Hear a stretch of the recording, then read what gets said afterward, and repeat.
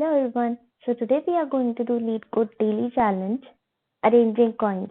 Basically, this is easy level question, but still it requires a lot of brainstorming for coming up to its optimized solution. So first, let me explain you the question. Basically, we are given with number of coins, and these number of coins need to be arranged in rows,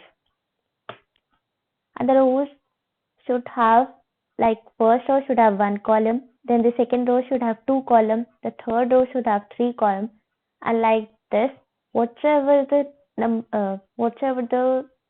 row number would be there, number of columns should be there in that particular row. So if we see it clearly, it simply forms a right angle triangle. But before going to that particular part, let us first think about the brute force approach for this particular question, that how we can simply arrange all these coins in such a manner that we are able to get the number of rows. So for that particular part, let me first take one example for this brute force solution. For thinking about this brute force approach, so we are given with n value, right? So let us take n value as 7, and if we take our first example only, there we were having 3, 4, 5, and 6, right? Okay, so there were 6, and rather than taking 7, let us take 5, so that we could get an idea of that how rows are required to be filled, right? So if we are having n equals to 5, so let us take one row count variable, and this row count variable will simply tell us which row we are having, right? And let us take that how many coins are being used, right? So that we could easily get to conclusion that are these n number of coins are completely used or not, right? And then we will be simply comparing with the total number of coins. So for filling up this first row, our row count will be incremented to 1 and coin used will be equals to 1, and this coin used would be simply decremented from this total number of coin. So now our coin would be simply 4. Then now we'll simply come to our next iteration, and here we'll simply increment our row count to 2. Here the number of coins used will be simply 2, so we'll simply decrement it by 2, right? And the coins used would be simply equals to now 3. Then we come to our third row, right? Now we will simply decrement 3 from here, but it will, when we'll decrement 3, now it will become -1, right? And coin used would be equals to 5, means all coins would be used up here, but our n value simply now becomes -1, right? Now let's come to this second part. Here row count in the first stage would be 1 and the coin used would be 1. Then in second iteration row count would be 2 and coin used would be 3. Then in third iteration our row count will be 3 and coin used will be all 6 coins, and when we will be decrementing from here, then its answer n will become simply 0. So this is the point where we can simply check that which row count we need to take. Either we need to take this one row count or this one, right? But the basis of this would be these values, means negative and equals to 0 value. If we are having the 0 value, then we'll simply return this row count only. But if we are having this negative value, then we'll simply return the previous row count. So this is how we will be doing its brute force solution. The basic thing which is here is that we simply are returning the row count as per the value which we are having at the end. Means either if it is less than 0, then surely we need to return row count minus 1. And if it is equals to 0, then we simply need to return row count. So this was the brute force solution. Okay, let me show you that how it could be implemented. So for that, what we are taking first, our row count is equals to 0, right? And then we are simply taking the total number of coins which we are being given if it is greater than 0, because we are simply decrementing our row count from this particular total number of coins only. We are incrementing with the row count, but we are decrementing total number of coins with the row count, right? Because each row have that number of coins only. The way the number which is being assigned to row, that is, if row 1 is there, that is one number is assigned, so then there would be just one coin. So that's why we are decrementing row count from the total number of coins. And then when we will be exiting this particular loop, then we simply need to check that if total number of coins equals to 0, then we are returning with row count, else we are returning row count minus 1. So this is how we can do by brute force approach. And here the time complexity will be simply equals to order of k. And here order of k simply refers to the row count. Means the number of rows which are being present, so that would be the only time complexity of this particular brute force solution. And the space complexity is order of 1. So let us optimize this in the manner that how we can optimize it further. So for optimizing it, like to getting it to log of n solution, we can use binary search. So before going to this code, let me explain you that how we can use binary search here. So for using binary search, we can see as this particular simply makes up a triangle, right? A triangle which is having this three number of rows and three number of columns at the end row. But the thing is that these rows are not completely filled because of the fact that the last row might or might not be completely filled. That is, the last column might not be filled completely. Means last some columns might not be filled, right? So that's why, first of all, this particular is a right angle triangle, as we can see from this figure, right? So the formula for a right angle triangle is simply n square by 2 if both of the sides are equal, right?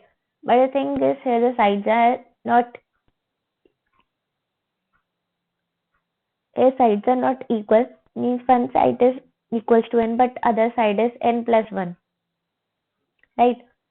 So the formula here becomes n into n plus 1 by 2, so that it could complete the whole triangle. That is, if we want to fill this whole triangle, then the formula would be simply this one rather than not this one, right? That's why its formula becomes like this,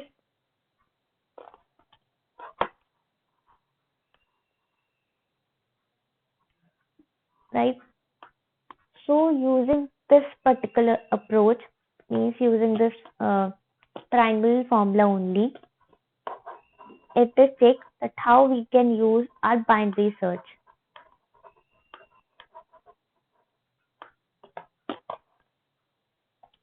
So for using binary search, what we are required with, right?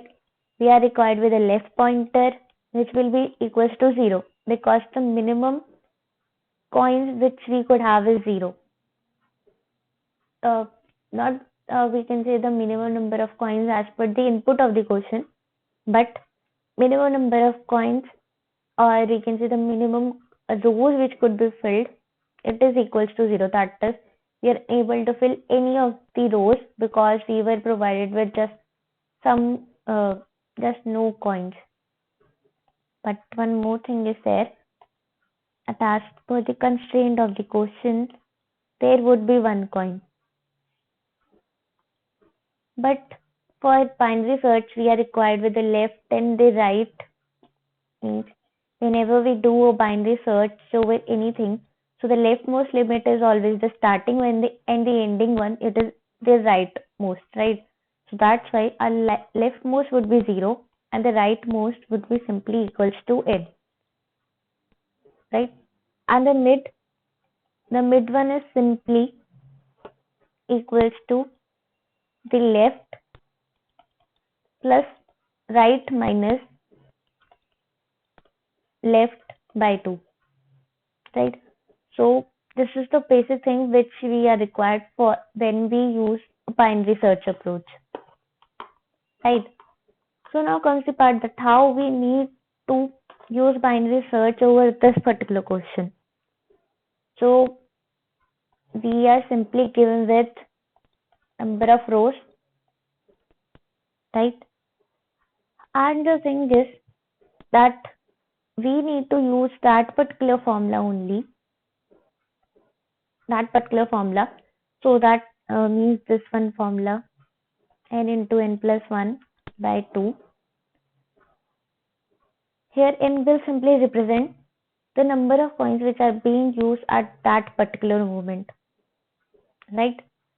So that's why here that particular part will be done by this mid pointer, and we would be maintaining one more variable which will simply tell us that how many coins are being used.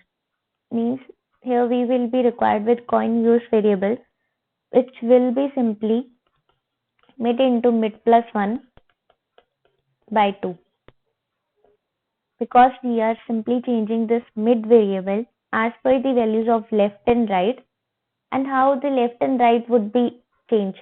See, we will change left value, that is when we are at the leftmost part and we are using less number of coins. So we simply need to go towards the rightmost parts, right?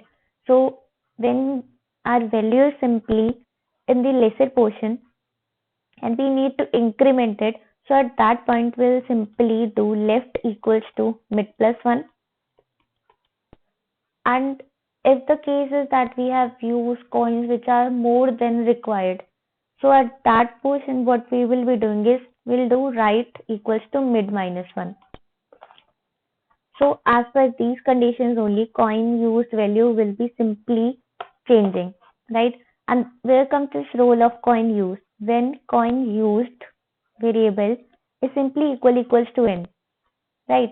Then at that moment we will be simply returning our mid value, and here mid value will simply reflect the total number of rows. And if that is not the case, right, so obviously this would be inside a while loop, and that while loop would be simply like left less than equals to right? So due to this scenario, when this loop would be exited, means when left would overlap across the right pointer, so at that point our left would be simply having all those coins which are not completely filled, but right would be having all those rows which are completely filled, right? So because of that fact only, at the end we are simply required to return our right. If it hasn't returned at the start, means at the processing level only of this particular loop. So this was regarding the binary search. I know it, I might have not explained you well regarding this, but the main crux of using binary search is over these formulas only. So for much better approach, I've already explained with the left and right part that how the coins are being used, and by then we will be simply returning this mid value, means when coin used is simply equals to n. Okay, I guess it would be better if I show you the complete code so that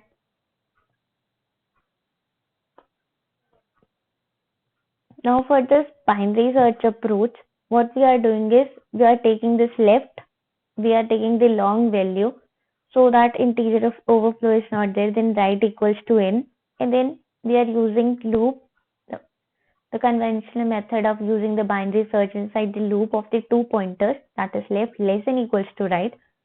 So here mid is simply this pivot value, and this pivot value equals to left plus right minus left by 2. This is the thing when we are finding out the middle value, and I have used this formula so that there is no integer overflow, right?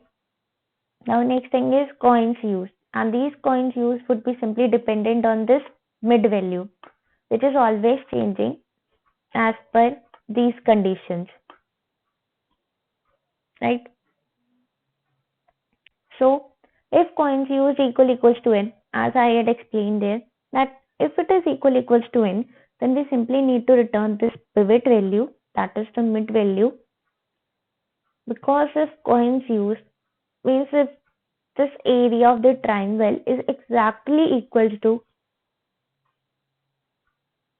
the number of coins, right? Then it simply reflects that the whole triangle is completely filled. So at that moment, the number of rows will be simply equals to number of columns. Means the formula at that moment will simply be equals to n into n square, rather n into n plus 1.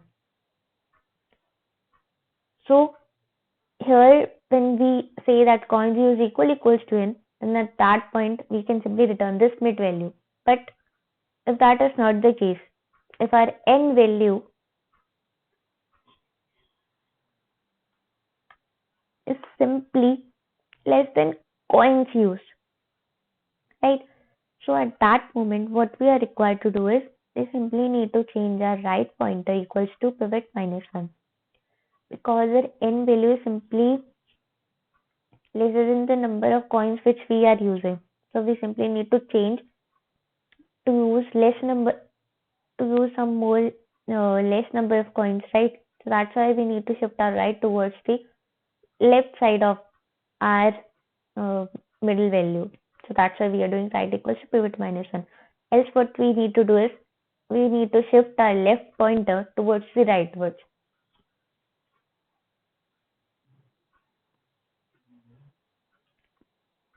So at the end, we are simply returning our right pointer.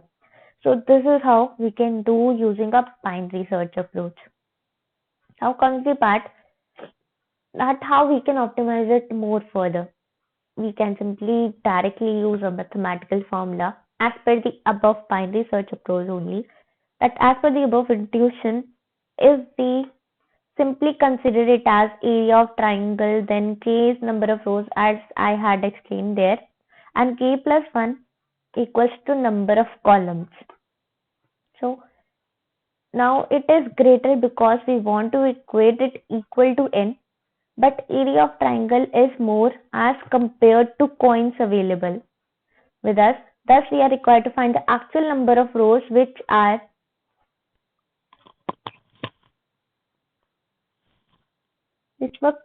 completely filled with those number of coins. Thus, we are required to find the value of k. Now comes the part that how we will be finding this value of k. Means how this mathematical formula comes up.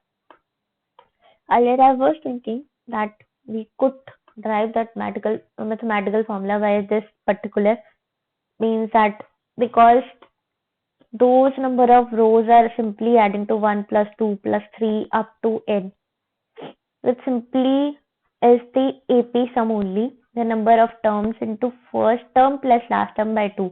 So this is how its formula becomes. But as per the binary search approach, we were taking it as the area of triangle, right? So that is also one of the way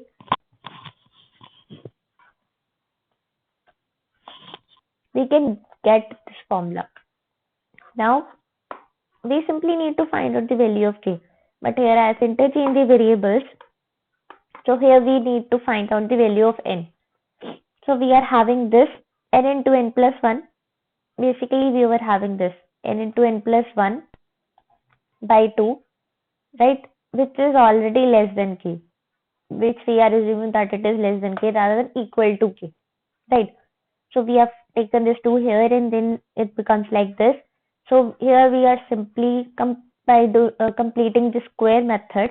We have made this square and now it becomes simply like this, and then after changing 1 by 2 to 0.5 and 1 by 4 to 0.25, we are then simply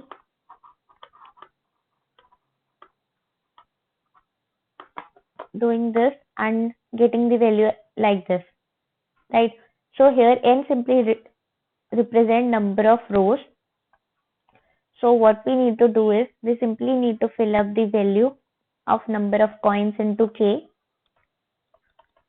and the whole formula would be automatically calculated and answer would be there with us. So this is what I've done at the end. Sorry. This is what I've done at the end, that int arrange coins in 10 which we are having. So what we are doing is we are simply first taking this 2 into double of n plus 0.25, which the formula was, and subtracting 0.5 from it. So after doing this,